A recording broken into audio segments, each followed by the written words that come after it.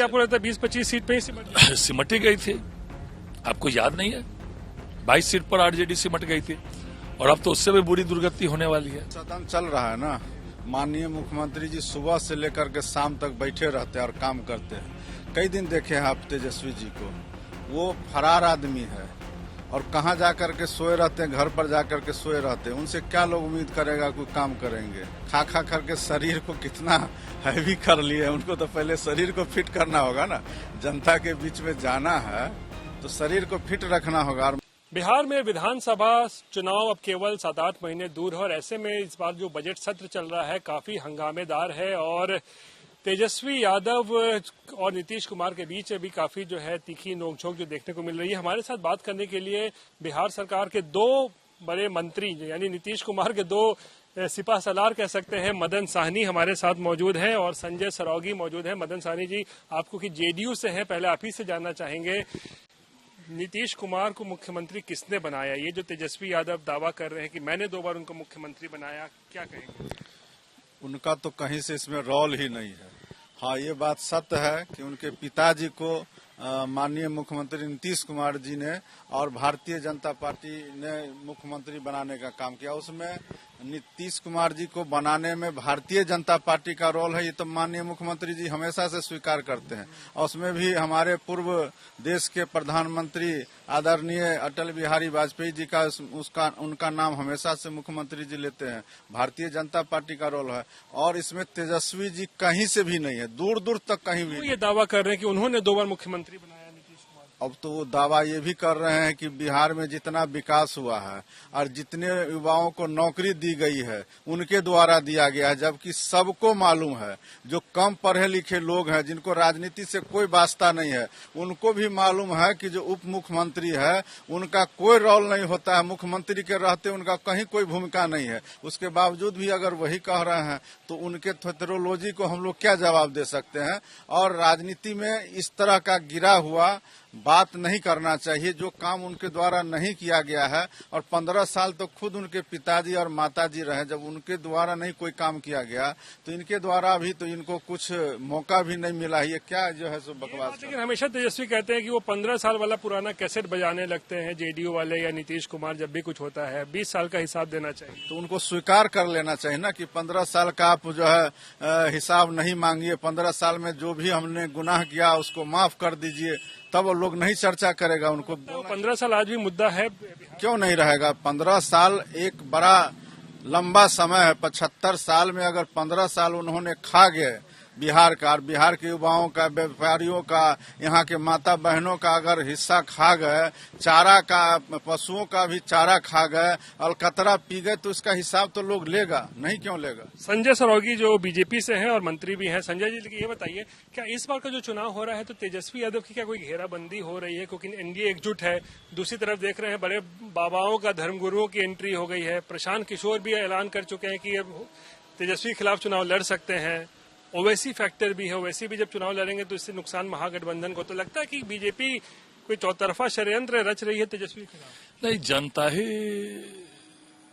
उनके साथ नहीं है और चौतरफा घेराबंदी जनता कर रही है और जनता मन बनाई हुई है कि फिर से एनडीए की सरकार लानी है और फिर से एनडीए की सरकार बनेगी। क्योंकि माननीय मुख्यमंत्री जी और उप मुख्यमंत्री जी के नेतृत्व में जो बिहार में काम हुआ है, आप अभी चर्चा कर रहे थे 15 साल की, तो निश्चित रूप से आप याद करिए 2004-05 में बजट बिहार का क्या था? 24,000 करोड़ और आज 3,17,000 करोड़ हो गया। वो भी 24,000 करोड़ में आप योजना मद में खोजिएगा और 24,000 करोड़ में तो 1,000-2,000 करोड़। तो बिहार का विकास हुआ है और निश्चित रूप से बिहार कहां से कहां पहुंच गया। आज महिलाओं के लिए काम हो रहा है, गरीब किसान नौजवानों के लिए काम हो रहा है, समाज के सभी क्षेत्रों में काम हो रहा है। तो आम जनता घेराबंदी कर रही है। नीतीश कुमार के नेतृत्व में हो रहा है, लेकिन ये जो कहना कि अब बुढ़े लोग नहीं चाहिए, बूढ़े हो गए हैं, नीतीश कुमार पर हमला किया जा रहा है, तो इस तरीके शब्दावली क्या लगता है कि इसका कोई फायदा होगा चुनाव? देखिए, जनता की क्या स्थिति है वो विपक्ष के लोग समझ रहे हैं। अनाप शनाप, उजुल फुजुल बोलना, उजुल फुजुल बकना। और हम लोग जो कह रहे थे कि प्रशांत किशोर राजद की बी टीम है, वो समझ में भी आ रहा है, क्योंकि वो कह रहे हैं तेजस्वी के खिलाफ हम लड़ेंगे, लेकिन वो लड़ेंगे भी, उसके बाद भी भाजपा का एक भी वोट कटने वाला नहीं है, क्योंकि भाजपा और एनडीए के साथ है।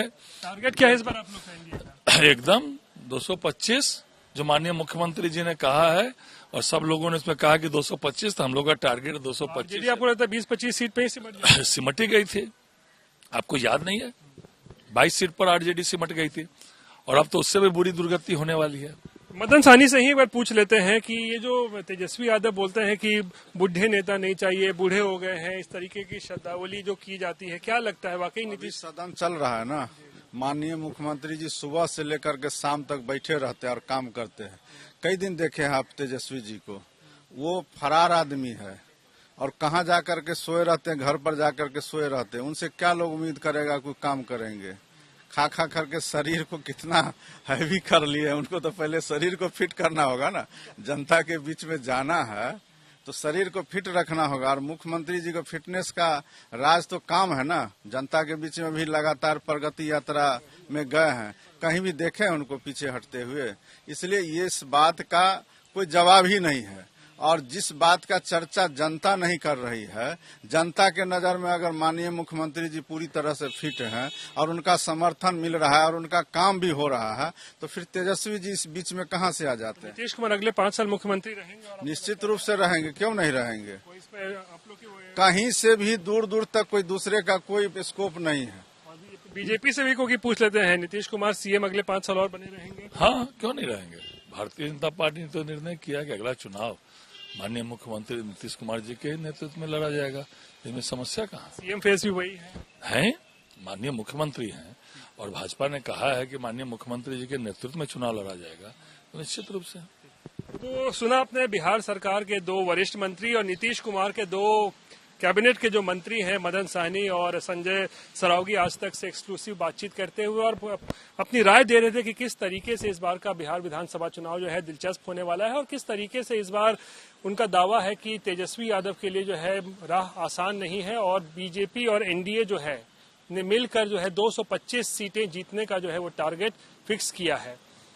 कैमरा पर्सन नदीम आलम के साथ रोहित सिंह, पटना।